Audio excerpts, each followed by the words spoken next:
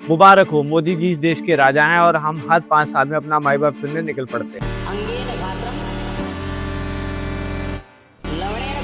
अगर अभी भी यही सोच रहे हो ना, तो भाई अपनी रीढ़ की हड्डी चेक कराओ, शायद तुम्हें गुलामी की आदत हो गई है। कोई नहीं, जोक सब पार्ट, मजाक कर रहा था। गलती तुम्हारी नहीं है, इन नेताओं ने तुम्हारे दिमाग के साथ ऐसा गंदा खेल खेला है कि तुम्हें लगने लगा है कि ये जो हवा भी तुम सांस लेने के लिए इस्तेमाल कर रहे हो ना, वो भी इन्हीं की मेहरबानी है। अभी कल ही मैंने रेडियो पे सुना, दिल्ली सरकार और मोदी जी की कृपा से अटल कैंटीन में 5 रुपए में खाना मिल रहा है। सुनकर हंसी आई या गुस्सा, मुझे कुछ समझ नहीं आया। लोग कह रहे हैं मोदी जी गरीबों को खाना खिला रहे हैं। अरे भाई एक बात बताओ, क्या ये खाना मोदी जी या दिल्ली की सीएम अपनी निजी जायदाद बेचकर खिला रहे हैं? पैसा किसका है? पैसा उस मजदूर और हर उस नागरिक का है जो नमक की थैली पर भी टैक्स भरता है।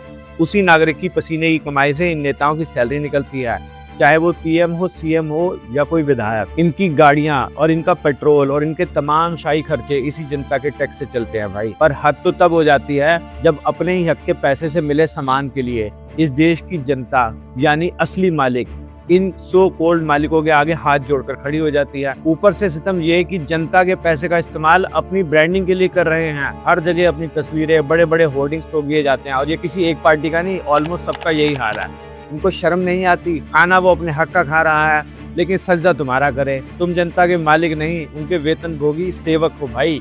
पर यहाँ खेल उल्टा है, जो पैसे दे रहा है वो तो हाथ जोड़कर शुक्रिया कर रहा है, पर जो आपकी सैलरी से पल रहे हैं वो भगवान बनकर बैठ गए हैं।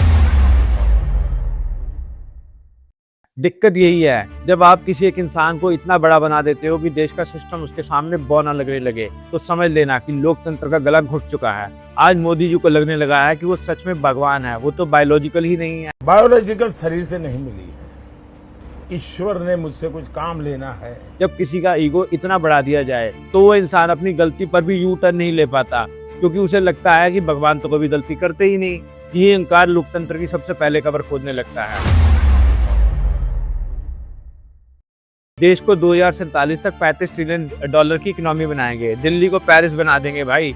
अरे वो पेरिस बनाने वालों, जरा दिल्ली की सड़कों पे उतर के तो देखो। देश की राजधानी में दिवाली पर एक सड़क का बीच का हिस्सा खोदा गया, आज 4 महीने हुए, वो गड्ढे तक नहीं भर पाए।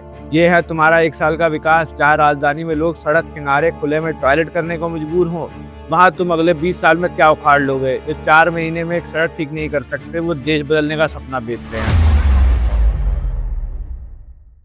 वहीं एक जवान बॉर्डर पर -डिग्री टेम्परेचर में खड़ा होकर सीने पे गोली खाता है। उसके बलिदान पर ये नेता वोट की झोली फैलाकर आ जाते हैं। लेकिन क्या कभी किसी बड़े स्टेडियम या एयरपोर्ट का नाम उस शहीद के नाम पर देखा है?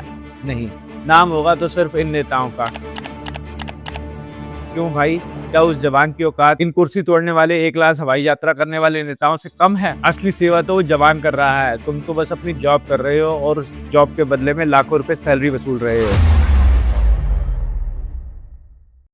अगर तुम इसे लोकतंत्र कहते हो, जहां सांस लेने के लिए भी नेताओं की चापलूसी करनी पड़े, तो नहीं चाहिए ऐसा लोकतंत्र। अब इनके वक्त मुझे ज्ञान देंगे, भाई लोकतंत्र है तभी बोल पा रहे हो, वरना आप तो ही जेल में होते। तो सुन लो कान खोलकर, मैं जेल जाने को तैयार हूँ, मैं तानाशाही झेलने को भी तैयार हूँ, बस शर्त एक है, उस तानाशाही से पहले इस देश को बदल के दिखा दो। अगर लोकतंत्र के नाम पर सिर्फ भ्रष्टाचार, ईगो और गंदी राजनीति ही मिलनी है, तो कम से कम तानाशाही में ये भगवान बनने का ढोंग तो बंद हो जाएगा। जाते जाते मेरे कुछ सवाल हैं इन सत्ता के भूखों से, जिनके जवाब शायद इनके पास भी ना हो, पर जवाब मांगना मेरा हक है, इसीलिए सवाल आपके सामने है। जब पैसा जनता का है तो नाम तुम्हारा क्यों? क्या कभी अपनी जेब से एक ईंट भी लगाई है? जब काम करना तुम्हारी ड्यूटी है तो एहसान किस बात का भाई? तुम सैलरी ले रहे हो, खैरात तो नहीं बांट रहे हो। जब तुम 4 महीने में एक सड़क नहीं ठीक कर सकते तो खुद को विश्व गुरु कहने की हिम्मत कहाँ से लाते हो? और सबसे जरूरी, क्या तुम वाकई सेवक हो या जनता को बेवकूफ समझकर बस खुद को भगवान मान बैठे हो? अगली बार जब कोई नेता तुम्हारे सामने आए तो हाथ मत जोड़ना, उससे आंख में आंख डालकर पूछना कि मेरे टैक्स के पैसे का हिसाब कहाँ है। याद रखना, तुम मालिक हो, भिखारी नहीं। बाकी मिलते हैं अगले एक नई वीडियो में फिर से एक बार किसी नए सवाल के साथ। तब तक के लिए take care yourself, bye bye.